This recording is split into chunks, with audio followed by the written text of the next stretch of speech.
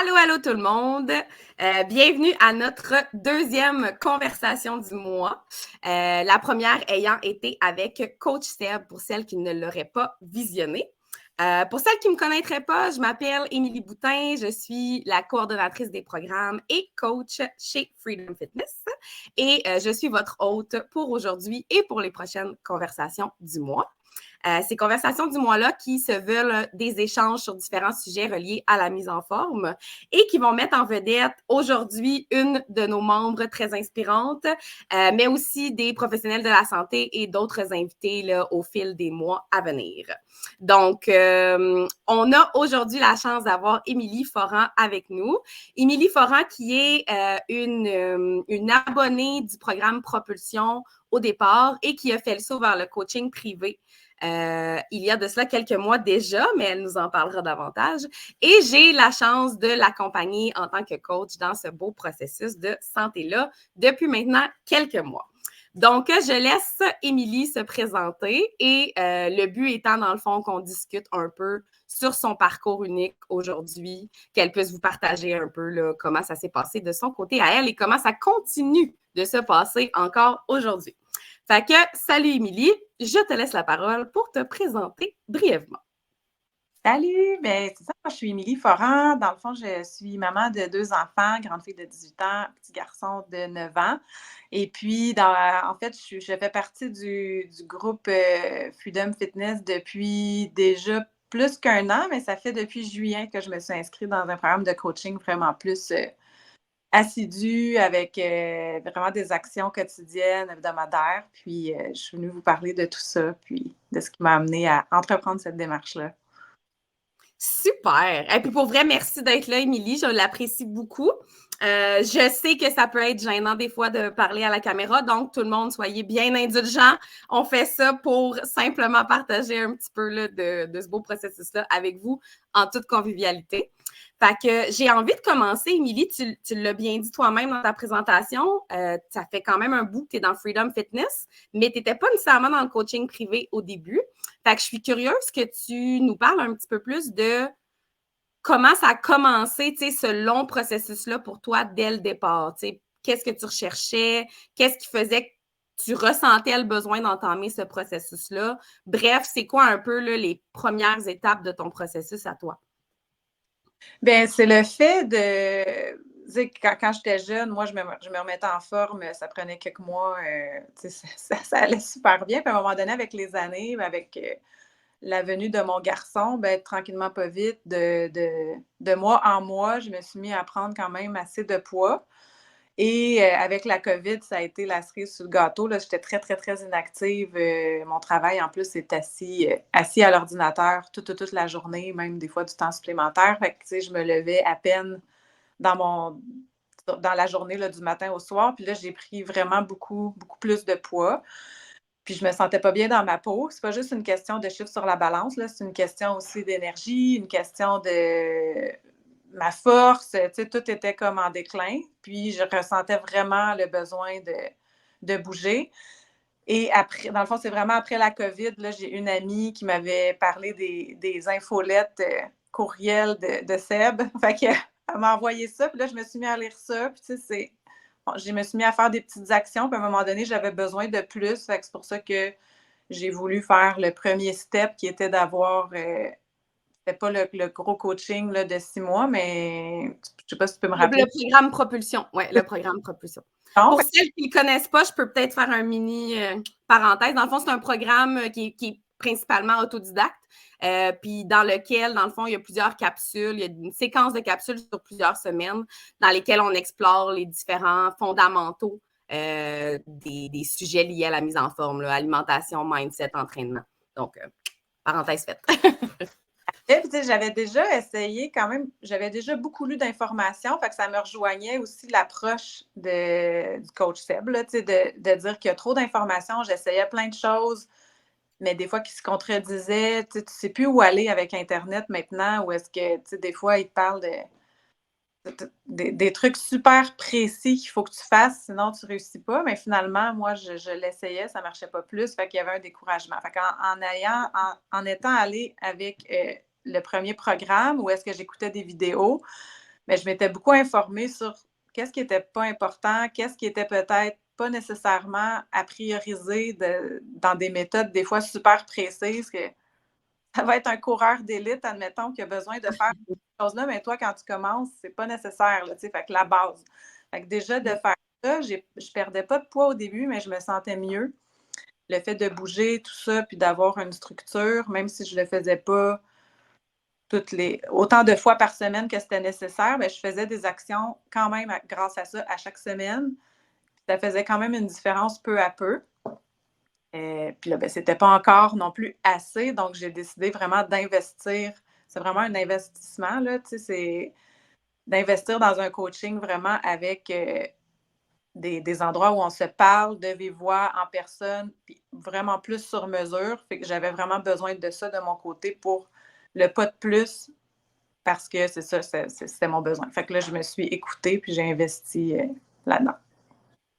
Fait que dans le fond, la première étape t'a permis un peu de faire, tu sais, d'enlever le bruit, là, tu sais, comme tu le dis bien, là, dans le fond, tu sais, de faire du ménage dans ce qui était à prioriser, de prendre un petit peu la confiance tranquillement que ça t'apportait quelque chose quand même. Mais j'entends aussi, puis probablement tu peux me donner un peu plus d'infos là-dessus, tu sais, tes objectifs devaient quand même être reliés, somme toute, à physiquement, comment tu te sentais, comment tu te trouvais, sur la balance aussi, parce que c'est souvent un outil qu'on utilise comme référent, ou du moins, en tout cas, beaucoup au début. Fait que dans le fond, c'est ça, tu poursuivais des objectifs, tu avais l'impression que ça allait mieux, mais que tu te dirigeais peut-être pas aussi vite ou aussi précisément vers ceux-là, c'est ça?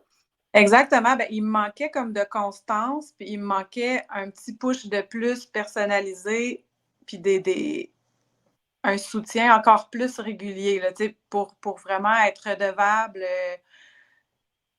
Avoir quelqu'un qui ne me juge pas, mais qui va quand même prendre des nouvelles vraiment régulièrement sur une longue période, pour moi, ça aide vraiment. Dans le sens que ça me prend pour entamer les habitudes.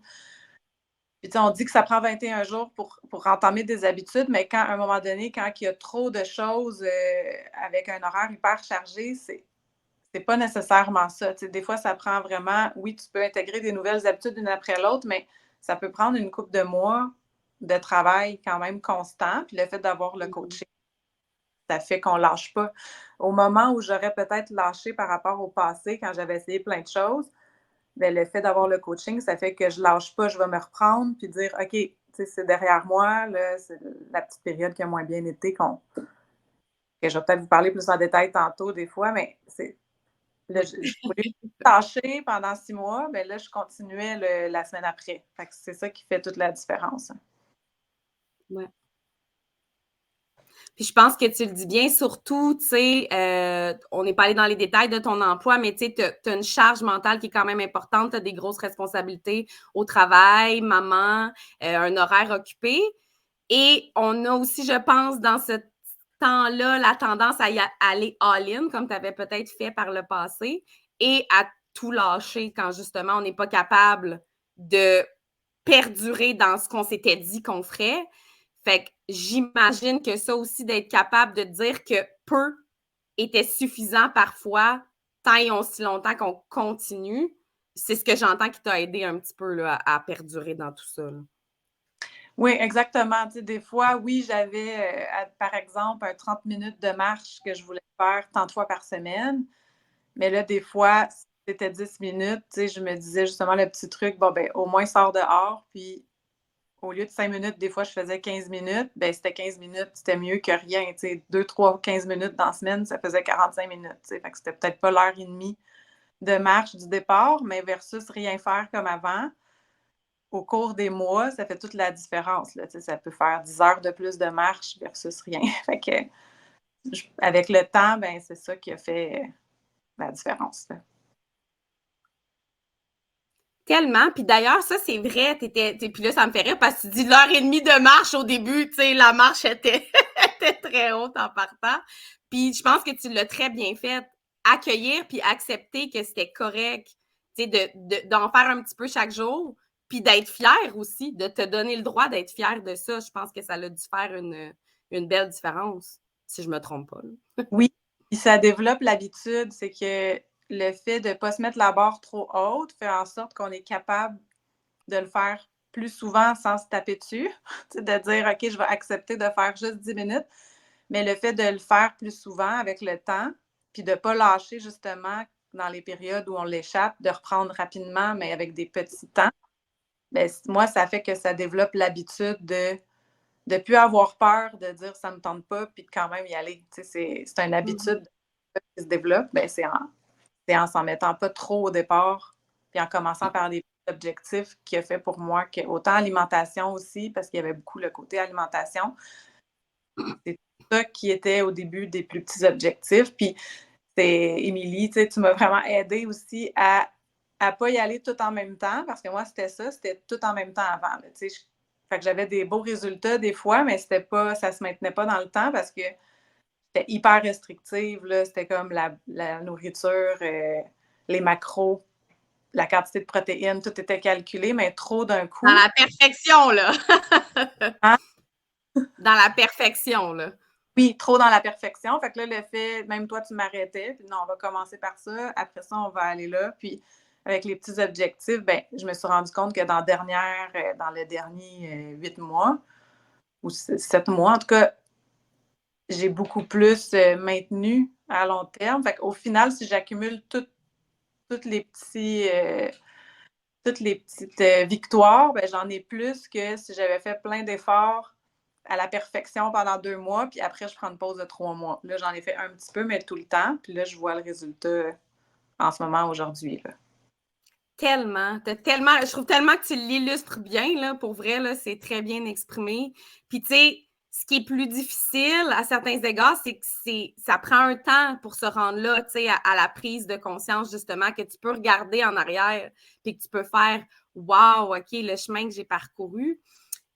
Tu dirais, puis là, la question me vient spontanément, si tu n'as pas de réponse exacte, c'est pas grave, mais tu dirais que ça t'a pris combien de temps à peu près avant de pouvoir justement, tu sais, regarder en arrière puis faire OK, tu sais, je commence à y croire là, que les petites actions du quotidien donnent un ensemble, tu sais, qui m'amène tranquillement vers mes objectifs.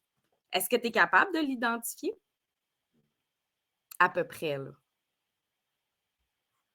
Oh, je pense que j'ai perdu Émilie.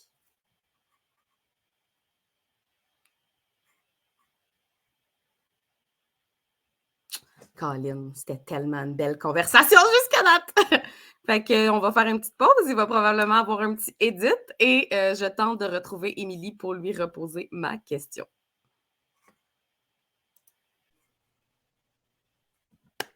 Nous revoilà, petit pépin technologique réglé. Donc, je laisse Émilie répondre à la question que je venais de poser. Oui, donc en fait, là où j'ai commencé à avoir des résultats, ça l'a pris, moi, de mon côté, peut-être quelques mois, parce que vu que j'avais beaucoup de perfectionnisme au début, les petits résultats du début, je les remarquais peut-être pas tant parce que je me focusais vraiment sur la balance qui bougeait moins et tout. Puis après quelques mois, là, je me suis rendu compte que j'avais plus d'énergie, qu'au niveau de mon alimentation aussi, je me sentais mieux dans mon système là, de santé, dans mon corps. Fait que ça a quand même fait une grosse différence. Puis ça m'a aidé des fois dans les creux à dire, ben c'est pas juste un chiffre sur la balance, il y a aussi d'autres choses que j'atteins d'objectifs de santé, justement, comme de vouloir vivre âgé, en santé, tout ça qui prime pour moi sur... oups, mon téléphone est en train de tomber. C'est ça qui prime dans mon échelle de valeur. Puis aussi, c'est tout ce qu'on fait comme... Moi, c'est beaucoup un travail aussi sur mes valeurs, puis qu'est-ce que je veux comme objectif, puis c'est quoi les vraies raisons.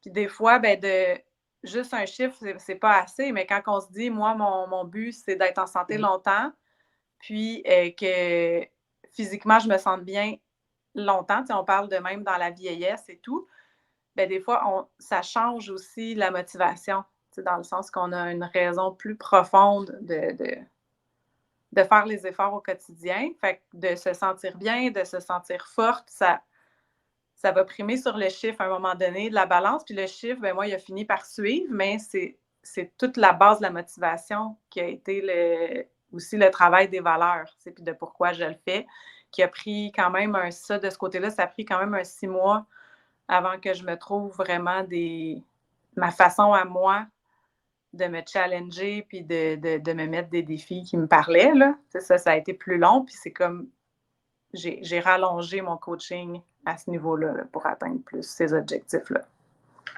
Puis tu dis que ça a été plus long, mais en même temps, soyons indulgents envers nous-mêmes. Sur une vie, 6 mois pour. Parce que, tu sais, on le sait que les vraies raisons, ça devrait être la santé. Puis je dis ça devrait, puis c'est même pas obligé, là. Pour chacun, c'est différent. Mais qu'on va être beaucoup plus porté à s'engager à long terme si les raisons ne sont pas purement esthétiques ou sur un chiffre, puis que c'est vraiment dans comment qu'on se sent, dans ton énergie, etc. Puis tu l'as bien dit, ça prend du temps avant de voir ça comme résultat, comme objectif. Fait que, tu sais, je tiens à le nommer. Oui, 6 mois, c'est long parce qu'on est habitué de faire des programmes sur 1 mois, 2 mois, 3 mois, puis d'avoir des gros résultats que, comme tu l'as dit tantôt, on maintient difficilement après.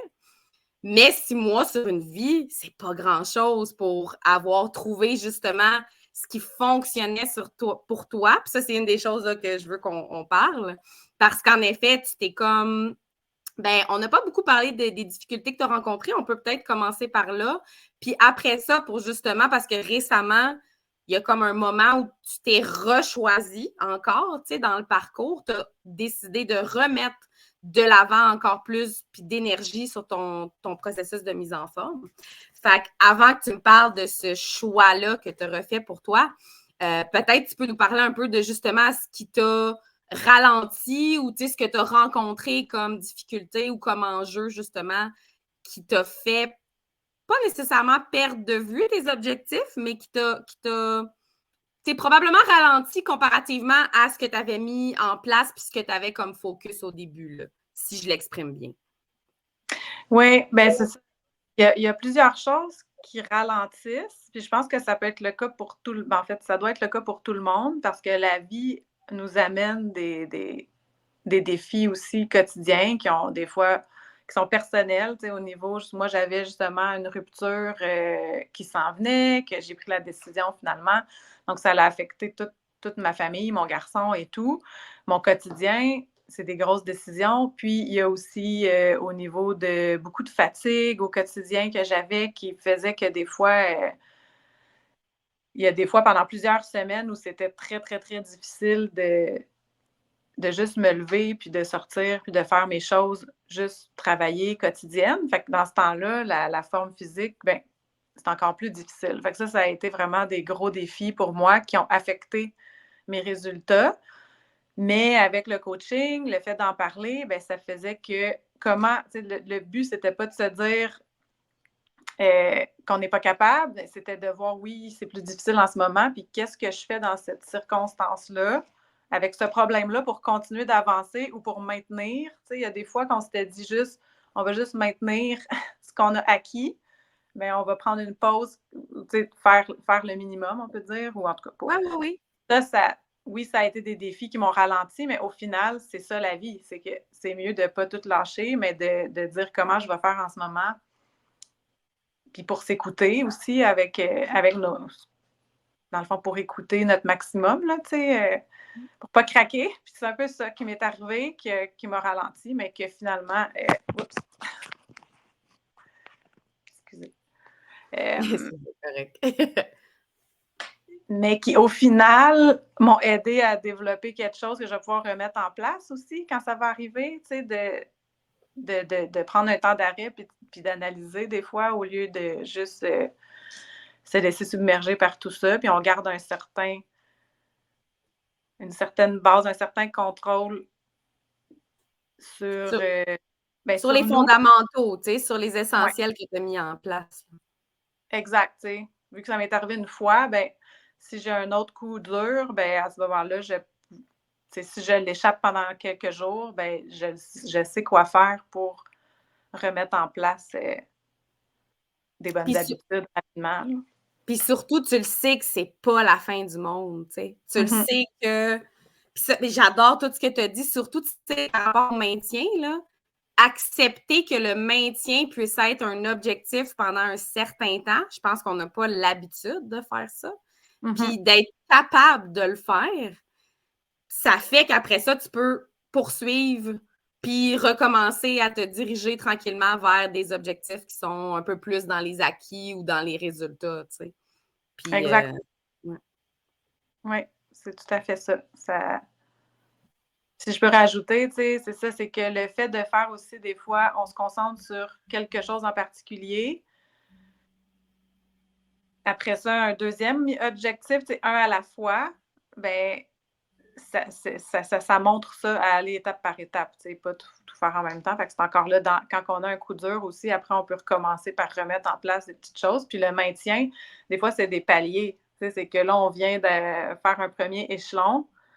Puis le maintien, moi, des fois, ça pouvait peut-être m'aider à juste remettre en perspective mes choses, puis tu sais, de prendre un temps où on maintient. Bien, après, ça aide à juste faire un autre étage, un autre étage d'escalier, tu sais, qui va amener un autre résultat de plus, mais ces résultats-là s'empilent à un moment donné. Puis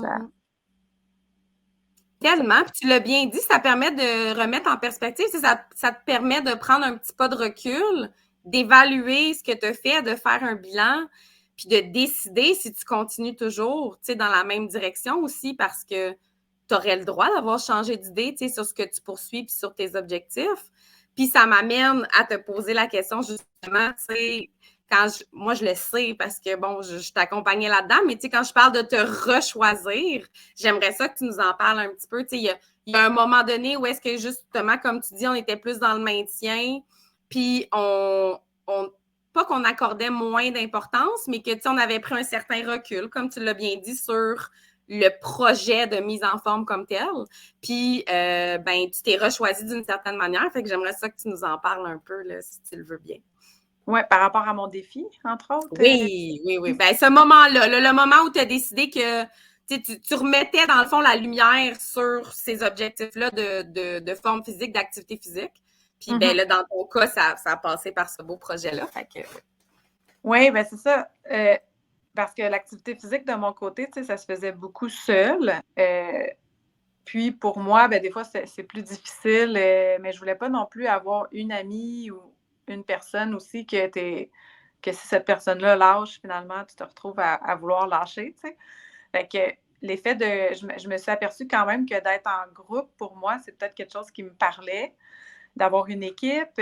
Puis au travail, de notre côté, ben, c'est beaucoup aussi axé sur la forme physique. Tu sais, j'ai la chance aussi d'avoir un emploi dans lequel on met ça de l'avant, on a des journées pour ça, des projets. Puis, entre autres, un défi qui s'appelle Défi Québec 800, dans lequel c'est pas juste mon employeur, là, il y a plusieurs. Tout le monde pourrait se faire une équipe dans ce défi-là, là, si vous voulez aller voir. Là, je ne sais pas si ça parle à quelqu'un d'autre, mais c'est comme un défi de course qui est vraiment gros. on mettra les détails en dessous de la Oui, publication, OK. si tu veux. Ouais. Et ce défi-là, dans le fond, c'est qu'on est des équipes, il y a des VR, puis on fait une distance de 800 km, mais à la course, mais c'est pas chacun qui fait 800 km, là, puis chacun peut aller à son rythme, mais chacun, à toutes les étapes de la course, admettons que ce soit un débutant ou un super avancé athlète, tout le monde peut le faire, le défi. Donc, moi, c'est ça qui m'a parlé parce que moi, j'avais jamais couru. Puis le cardio aussi, comme on le dit, c'est pas la base, dans le sens que c'est très important de maintenir la musculation, parce que j'ai pas non plus arrêté. Mais le fait de m'inscrire à ce défi-là, moi, ce qui me parlait, c'est d'être en gang, puis de juste le faire. Fait que là, je me suis lancée, je me suis inscrite en me disant, je l'ai senti, c'est ça que ça me prend. Et le fait que je sois dans une équipe, ben, je me dépasse. Il y a des choses que je fais comme courir pour moi. Je me disais, je suis pas capable, je suis pas capable. Tu sais, même depuis tout petite, je me disais, moi, courir, je suis pas capable. Mais là, juste le fait que je me disais, je suis pas capable, on dirait que là, ça m'a poussée à m'inscrire quand même parce qu'au travail, il y a des gens qui me disaient, ben non, moi, tout le monde est capable de courir. Tu sais, il faut juste que tu le fasses et que tu laisses, que tu fasses dans le fond ton plan, puis que de jour en jour, tu vois que tu t'améliores. Fait que avec les gens aussi qui m'en parlaient, ben, je me suis inscrite. Puis je me suis déjà beaucoup améliorée. Et j'ai eu vraiment des résultats au niveau de la balance à ce moment-là. Parce que c'est sûr qu'il y a une portion musculation aussi dans le programme. Donc, les deux ensemble, là, pour moi, Et au niveau aussi, il y a un gros entraînement par semaine qui dure 1 heure et demie, mais que pour moi, tout seul, je ne serais pas capable de me dépasser autant que quand je suis à côté avec 42. On est comme 42 à s'entraîner en même temps. Puis c'est l'effet de groupe qui fait qu'on se dépasse encore plus, de fois en fois. Puis je vois les résultats de semaine en semaine. Fait que je me dis que c'est peut-être même parce qu'il y a ce défi-là, mais après ça, des défis de ce style-là, il y en a plein au niveau plein air, au niveau montée des montagnes, au niveau vélo, tu sais, fait que ça, si moi, c'est ma façon que j'ai trouvée, bien, je peux, après ce défi-là, prendre quand même un temps de pause, un maintien, on dit, puis après, ça ne pas non plus tout affecter les genoux, tu sais, c'est quand même des gros défis qu'il faut se laisser aussi, on ne peut pas faire ça toute l'année, mais peut-être un par année, ça fait que on verra là, où est-ce que ça m'amène, mais là, le défi est en mai. Là, fait que là, j'ai comme un autre 6 mois pour me préparer à courir à relais. Fait que c'est comme en tout, je vais peut-être courir 60 km, mais par bloc de 10. Donc, c'est ça. C'est tellement un beau projet. Il y a 2 affaires que tu as dit que je tiens à revenir dessus. La première étant que tu as trouvé ta formule à toi. T'sais. Puis je pense qu'un long processus, puis les périodes justement de recul permettent de faire ça, d'apprendre à mieux se connaître, puis à identifier qu'est-ce qui va vraiment faire une différence pour nous. Puis là, on n'est pas en train de dire que c'est nécessairement la formule parfaite pour vous, mais de savoir c'est quoi justement ces points-là qui viennent ajouter à la motivation. Je pense que tu l'as très bien nommé avec l'effet de groupe, le côté motivant. Puis tu as aussi nommé le fait de ne pas être dépendante d'une seule personne.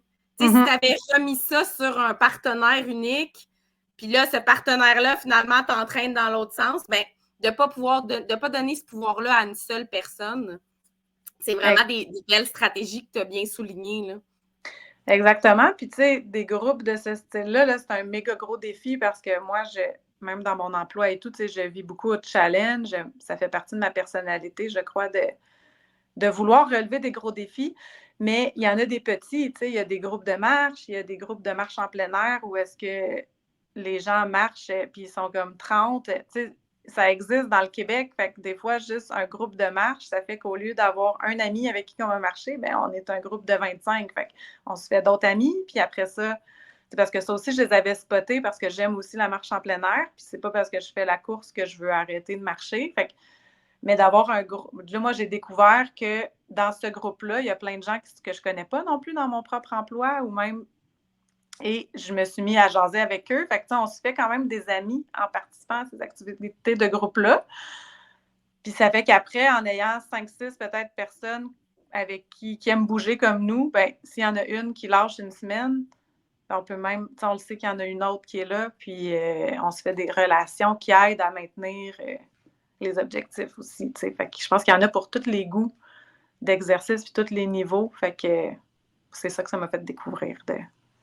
Tellement. Puis ce que tu viens de dire fait un lien avec le deuxième point que je voulais souligner, qui est le fait, tu sais, te dit, moi, j'en avais jamais fait de course, puis tu sais, on voit ça gros souvent quand, ben là, surtout un challenge comme ça, mais au final, tu as appliqué la même méthode que ce qu'on faisait depuis le début, tu sais. Tu prends des petites bouchées, tu fais des petits pas, tu commences par les premières étapes pour, oui, se diriger tranquillement vers le but ultime, mais en même temps, on ne se concentre pas nécessairement juste sur ce but-là. On se concentre sur ce qu'il y a à faire ici, maintenant, pour y arriver tranquillement. Exactement. Puis, tu sais, c'est vraiment étape par étape. Puis quand tu t'inscris dans un groupe comme ça, tu t'aperçois que l'entraînement, il est étape par étape, dans le sens que ils nous font faire comme des périodes de, comment tu appelles ça, des intervalles. Tu sais, on va pas, ils nous font pas, il n'y a pas une fois qu'ils nous ont fait courir 10 minutes, 10 minutes de suite sans arrêt. C'est que des intervalles encore. Puis notre temps où est-ce qu'on va courir longtemps, on le fait nous-mêmes, admettons, la fin de semaine. Mais dans l'entraînement, on s'aperçoit que pour progresser en course, il y a, mettons, 3 fois 30 secondes de marche, 30 secondes de course. Après ça, 45 secondes de marche, 45 secondes de course. Fait que c'est beaucoup plus facile pour le cerveau de se dire, OK, là, j'ai 45 secondes à faire. Tu sais, c'est pas comme 5 km d'un coup, là. Tu sais, fait que ça, moi, ça m'a aidé parce que c'est ça. Je m'aperçois que finalement, après, en faisant ces entraînements-là, ben là, je suis capable de courir plus longtemps quand j'essaye, moi, tout seul, la fin de semaine. Puis c'est ça qui amène la motivation. Fait que, ouais. Fait que, Ta progression de fin de semaine individuelle est quasiment une surprise parce que tu vois les impacts de ce que tu fais dans la semaine. Oui, exactement. Tu sais, je vois que je me suis améliorée, puis que le but, c'est pas de courir vite, c'est de faire des petits pas rapides. Puis, tu sais, fait qu'il y a toute la technique en même temps qu'on découvre, parce que dans les groupes, il y a des coureurs, comme je vous dis, quasiment, il y a tous les niveaux dans des défis comme ça. Donc, on côtoie des coureurs quasiment professionnels avec les débutants. Fait qu'on trouve des trucs, puis c'est ça, on s'aperçoit que finalement, c'est petit à petit qu'on s'améliore, mais en 6 mois, c'est possible de faire des 10 kilomètres. Fait que, tu sais, ça, sans trop même s'en rendre compte, tu sais, c'est la motivation qui embarque de voir qu'on s'améliore à chaque semaine. Fait que c'est vraiment pour moi, c'est vraiment ça qui m'a aidé à voir que mon corps puis mon mindset est capable de beaucoup plus que je pensais là, au départ, finalement. Wow, c'est tellement beau. Puis tu sais, ce que tu viens d'illustrer dans ta propre expérience, c'est littéralement les petits pas et la constance. Fait que Ouais. c'est toujours la même méthode, mais qui est appliquée à ta manière à toi, dans ta vie à toi. Puis, comme on l'a dit, tu sais, ça prend ce temps-là pour se le prouver, ça. Puis, je pense que tu viens super bien de le faire. Tu l'as dit, ça a alimenté beaucoup ton mindset. Puis ça, d'ailleurs, je peux faire un petit lien avec le temps des fêtes qui vient de passer, parce que je trouve ça important de remettre de l'avant. Tu sais, comment justement le fait d'avoir changé ta vision à long terme et d'être capable de te ramener aux actions du quotidien font que dans des périodes où c'est différent, où il y a des enjeux, des obstacles différents, tu es quand même capable de voir encore la vision à long terme.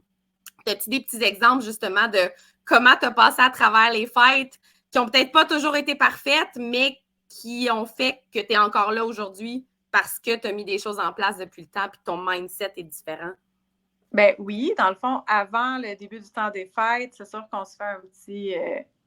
On se contacte, là, tu sais. Un petit plan de Tu m'as match. aidé un petit peu à dire c'est quoi ton plan, tu sais. Fait qu'au moins, il pense, c'est quoi mon plan. Fait que moi, j'avais mon plan qui était de si je mange un gros souper, oui, j'aime pas le mot restreindre, mais je vais, tu sais, je vais manger ce que plus, en plus grande quantité peut-être, mais ce que j'aime le moins, tu sais, faire des choix pour dire.